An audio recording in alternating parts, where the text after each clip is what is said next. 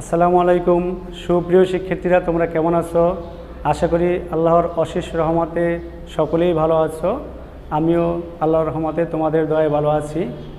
প্রিয় শিক্ষার্থীরা, আজকের আমি তোমাদের সামনে আরেকটি গাণিতিক সমস্যা নিয়ে হাজির হয়েছি।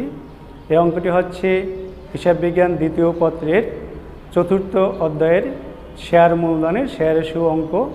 এই অঙ্কটা হচ্ছে শেয়ার অধিহারের। অনেকেই অধিহারের অঙ্ক সম্পর্কে আরও আলোচনা করতে বলেছো, তাই আজকে আমি আরেকটি গাণিতিক সমস্যা নিয়ে তোমাদের সামনে হাজির হয়েছি।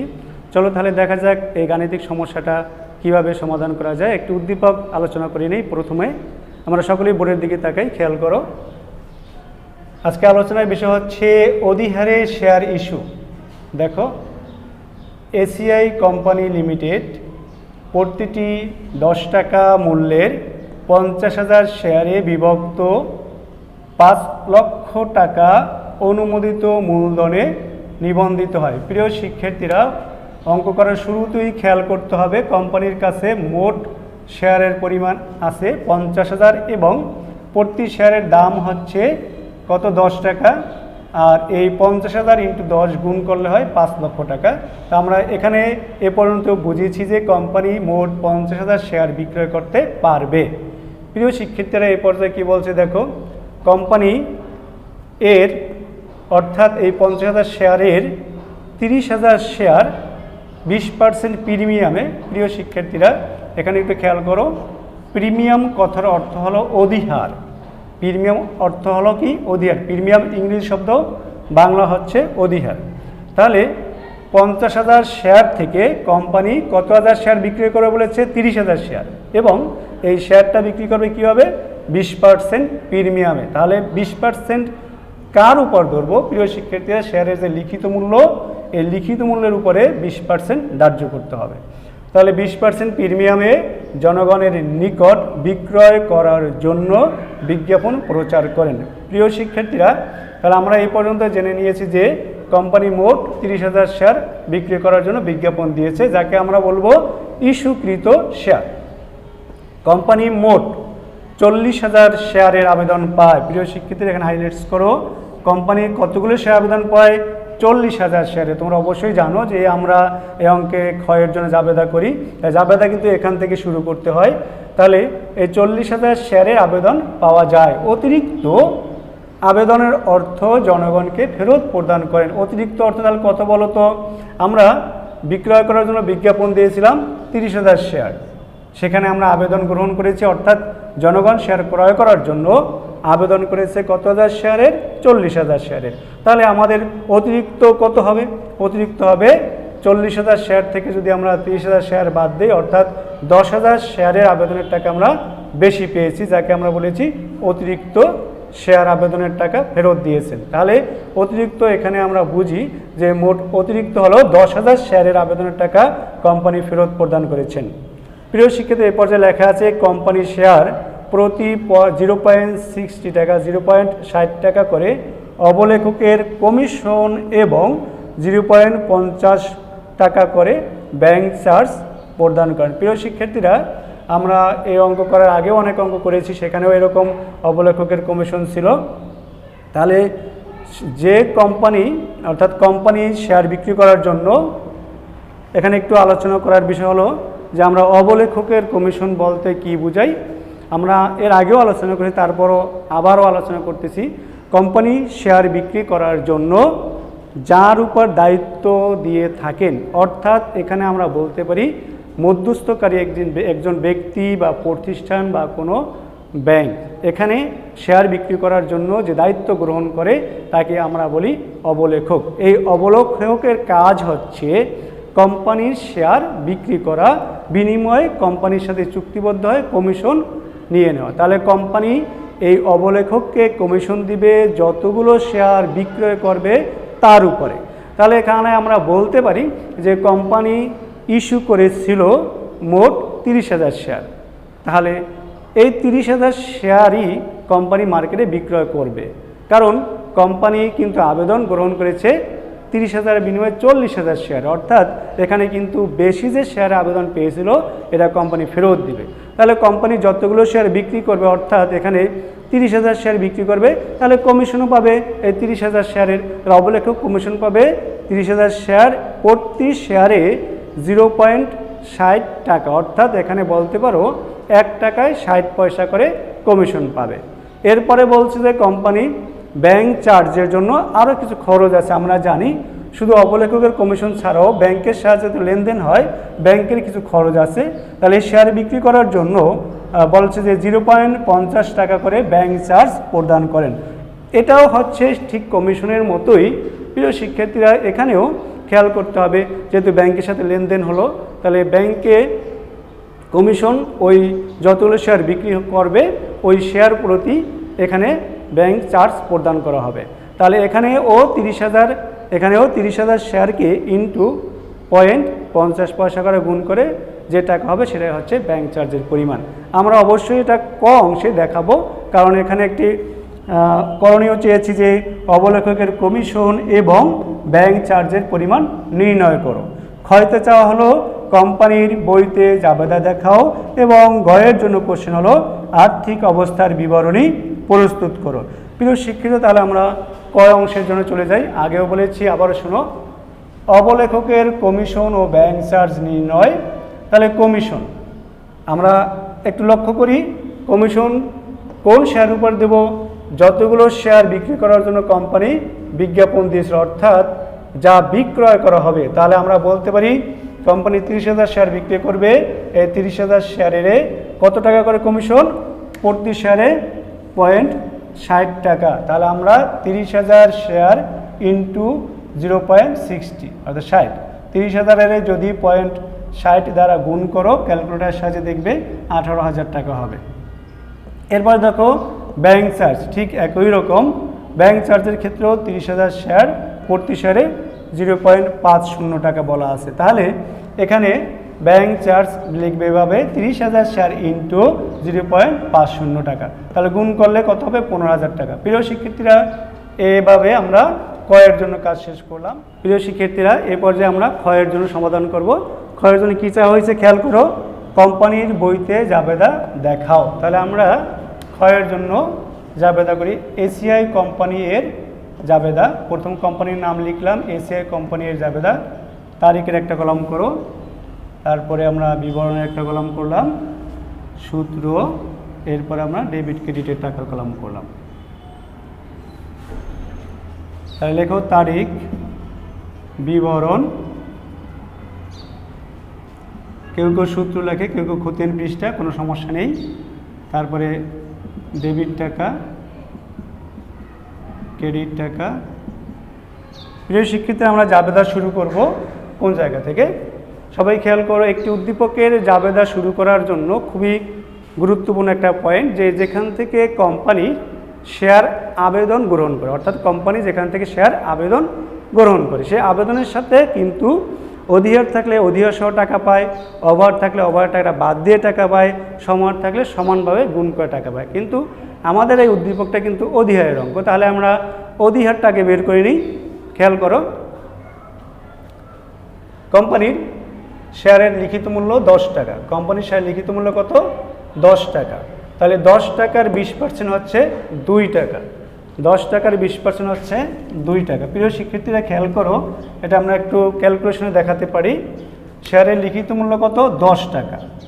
10 টাকারে যদি আমি 20% করি, তাহলে আসতে আসতে আমার 2 টাকা। তাহলে এই 10-এর সাথে যদি 2 যোগ করো, তাহলে হবে 12 টাকা। তাহলে আমরা বলতে পারি অধিহার সহ শেয়ারের দাম হলো 12 টাকা। তাহলে আমরা জাবেদা শুরু করি। আমরা জানি যে জাবেদা শুরু করব এখান থেকে, অর্থাৎ যতগুলো শেয়ারে আবেদন পাওয়া যায়। তাহলে কোম্পানি কতগুলো শেয়ার আবেদন পেয়েছে? 40,000 শেয়ারের। আমরা আবেদনের ফার্স্ট জাবেদার কি লিখব? আমরা জানি যে জাবেদা হবে ব্যাংক হিসাব ডেবিট, শেয়ার আবেদন হিসাব ক্রেডিট। তাহলে লিখি ব্যাংক হিসাব ডেবিট, শেয়ার আবেদন হিসাব ক্রেডিট।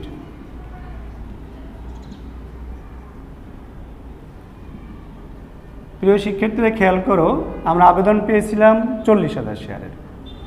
তাই 40,000 শেয়ার প্রতি শেয়ারে অধিকার সহ কত 12 টাকা, তাহলে গুণ করো 12, 40,000 ইন্টু 12 গুণ করলে হবে দেখো 4 12 48, অর্থাৎ 4,80,000 টাকা হবে। তোমাদের ক্যালকুলেটারে গুণ করে তোমরা বের করবা 4,80,000 টাকা।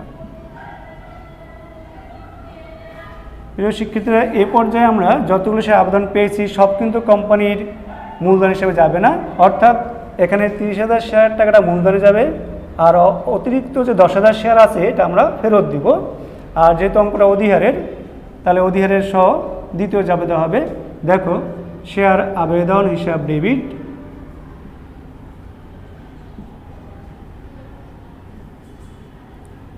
শেয়ার মূলধন হিসাব ক্রেডিট,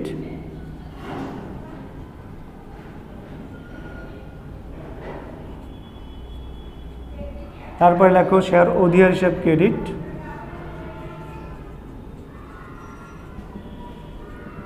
এখানে যেহেতু ফেরত আছে তাহলে ব্যাংক ক্রেডিট। আমরা এটা চাইলে দুইটা জাবেদা করতে পারি, তবে একটা জাবেদায় দেখাইলাম। লক্ষ্য করো, সবসময় তোমরা শেয়ার আবেদনে যত টাকা ক্রেডিট করবা প্রথম, ওই টাকাই কিন্তু দ্বিতীয় জাবেদায় ডেবিট করবে, তাহলে সুবিধা হবে, একসাথে অঙ্ক করলে কোনো ঝামেলা হবে না। 4,80,000। এবার মূলধনে কত যাবে? মূলধনে খেয়াল করো, মূলধনে যাবে ওই টাকাটা যে টাকাটা তুমি, অর্থাৎ যতগুলো শেয়ার ইস্যু করছে 30,000 শেয়ার, এই 30,000 শেয়ারের গুণ করবা তুমি শেয়ারের লিখিত মূল্য দ্বারা, অর্থাৎ 10 টাকা। তার 30,000 শেয়ার ইন্টু 10, 3 লক্ষ টাকা যাবে মূলধনে। প্রিয় শিক্ষিত, অধিহার, অধিহার কত? 2 টাকা, তাহলে 30,000 শেয়ার ইন্টু 2, অর্থাৎ এখানে যাচ্ছে 60,000 টাকা ফেরত। আমরা জানি এখানে কোম্পানির 40,000 শেয়ার আবেদন পেয়েছিল, কিন্তু ইস্যু করেছিলাম 30,000, তাহলে অতিরিক্ত কত? 10,000। তাহলে 10,000 শেয়ার ফেরতের সময় খেয়াল করো, যেভাবে তুমি গ্রহণ করেছো, অর্থাৎ অধিহারে গ্রহণ করেছো, অধিহার সহ 12 টাকা ছিল, ফেরতের সময় কিন্তু 12 টাকা মূল্যে ফেরত দিবা। তো 10,000 ইন্টু 12 কত হবে? 1,20,000 টাকা। এখন দেখো, তিনটা পক্ষ যোগ করো, 3 লাখ, 1 লাখ, 4 লাখ, 60 আর 20, 4,80,000 টাকা। দেখো ডেবিট ক্রেডিট মিলেছে, তাহলে আমরা দ্বিতীয় জাবেদাটা শেষ করলাম। তৃতীয় জাবেদাটা খেয়াল করো, আমরা এর আগে আমরা শুধু অবলেখকের কমিশন নিয়ে কাজ করতাম, এখানে আরেকটি ব্যয় বৃদ্ধি পেয়েছে, সেটা হলো ব্যাংক চার্জ। এই ব্যাংক চার্জ কিন্তু কোম্পানির জন্য প্রাথমিক খরচ হিসাবে লেখা হয়। আমরা জাবেদায় লিখি এরকম যে অবলেখকের কমিশন ডেবিট, অবলেখকের commission debit, bank charge debit,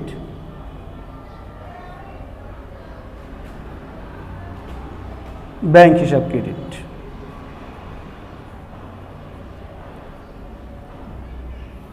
এর আগে আমরা অবলেখকের কমিশন ডেবিট করতাম, ব্যাংক ক্রেডিট করতাম, এখানে আরেকটি খরচ বৃদ্ধি পেয়েছে, সেটা হলো ব্যাংক চার্জ। তো আমরা কয়ের জন্য কিন্তু বের করেছিলাম অবলেখকের কমিশন কত টাকা, ব্যাংক চার্জ কত টাকা, সেটাই এখানে বসাই দেব। কয়ের মধ্যে থেকে ব্যাংক চার্জ এবং কমিশন ছিল এরকম। কমিশন ছিল কত? আবার একটু খেয়াল করো, যে 0.60 তাই না? তাহলে 30,000 শেয়ারের 0.60 গুণ করলে ছিল 18,000 টাকা। কমিশন 18,000 টাকা বসাও, এবং ব্যাংক চার্জ ছিল 50 পয়সা করে, 30,000 গুণ করলে ছিল 15,000 টাকা। আমরা ওই কয়ের টাকা এখানে বসাই দিলাম। এই দুটো যোগ করলে কত হচ্ছে? 18 এবং 15, 8 5 13, 3, আমার হাতে 1, 3, 33,000 টাকা তোমার ক্রেডিট পক্ষ। দুইটা যোগ করলে এটাই হচ্ছে। এ পর্যায়ে আমাদের জাবেদার কাজ শেষ করলাম, অর্থাৎ ক্ষয়ের জাবেদার কাজটা শেষ করা হলো। প্রিয় শিক্ষার্থীরা, এখন আমরা করব গয়ের জন্য আর্থিক অবস্থার বিবরণী প্রস্তুত করো। তাহলে আমরা গয়ের জন্য খেয়াল করো, লিখেছি এসিআই কোম্পানি লিমিটেডের আর্থিক অবস্থার বিবরণী। আমরা এখানে এই আর্থিক অবস্থার বিবরণীর মধ্যে দুইটা অংশে ভাগ করব, একটা হচ্ছে সম্পদ এবং দায়। তারপর তো আমরা দায় দিয়ে শুরু করতে পারি। শেয়ার হোল্ডারদের দায় ও মালিকানা সত্ত্ব, শেয়ার হোল্ডারদের দায় ও সত্ত্ব কি কি যাবে? প্রথম শেয়ার মূলধন লেখো, শেয়ার মূলধন। এই শেয়ার মূলধনের মধ্যে আমরা কয়টি মূলধন লিখবো? 4টি মূলধন লিখবো। প্রথমটা হচ্ছে অনুমোদিত মূলধন। কোম্পানি যতগুলো শেয়ার নিয়ে গঠিত হয়, কতগুলো শেয়ার নিয়ে কোম্পানি গঠিত হয়েছিল আবার একটু লক্ষ্য করো। আমরা এখানে দেখি যে কোম্পানি মোট 10 টাকা মূল্যের 50,000 শেয়ার নিয়ে বিভক্ত হয়েছিল, অর্থাৎ গঠন হয়েছিল কোম্পানি। টোটাল টাকা হচ্ছে 5 লক্ষ টাকা। আমরা এই কথাটাই এখানে লিখব যে প্রতিটি 10 টাকা মূল্যের 50,000 শেয়ার, অর্থাৎ শেয়ার দাম কত 10 টাকা, তাহলে লিখব প্রতিটি 10 টাকা মূল্যের 50,000 শেয়ার। তাহলে গুণ করো 5 লক্ষ টাকা। এটা ক্লোজ করে দাও। এবার লেখো ইস্যুকৃত, বিলিকৃত, আদায়কৃত মূল্য আমরা একসাথে লিখতে পারি, যেহেতু একই শেয়ার। ইস্যুকৃত কমা বিলিকৃত ও আদায়কৃত।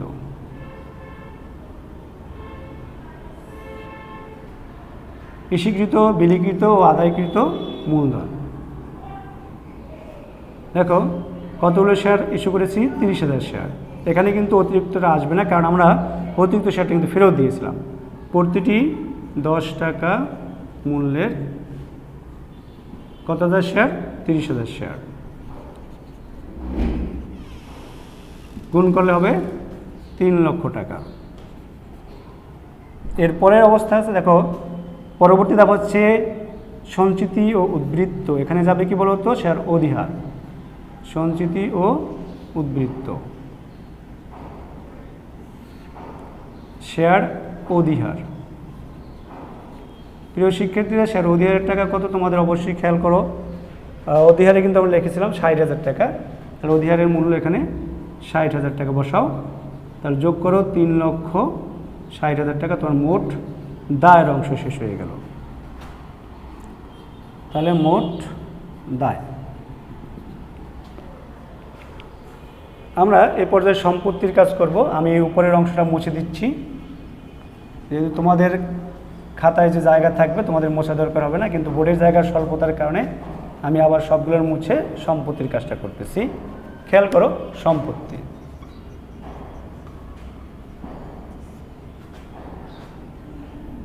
প্রথমত লেখো চলতি সম্পদ, ব্যাংক হিসাব। এই ফরম্যাট আগের মতোই। ব্যাংকে প্রথম দেখো তোমাদের ডেবিট আছে কত, 4,80,000। পরবর্তীতে ব্যাংক ক্রেডিট আছে কত দেখো, 1,20,000। এরপরে ব্যাংক ক্রেডিট আছে কত দেখো, 33,000। তো আমরা জানি যদি এখানে ব্যাংকের একটা হিসাব করি, তাহলে ব্যাংকের ডেবিট পক্ষ থেকে ক্রেডিট পক্ষগুলো বাদ দাও। তাহলে তোমরা এখানে একটু ব্র্যাকেটে দেখাই দাও, 4,80,000 টাকা আছে ব্যাংকের ডেবিট পক্ষ। এখান থেকে ক্রেডিট পক্ষ প্রথম আছে 1,20,000, মাইনাস করো 1,20,000। এর পরবর্তীতে মাইনাস করো তোমরা 33,000 টাকা।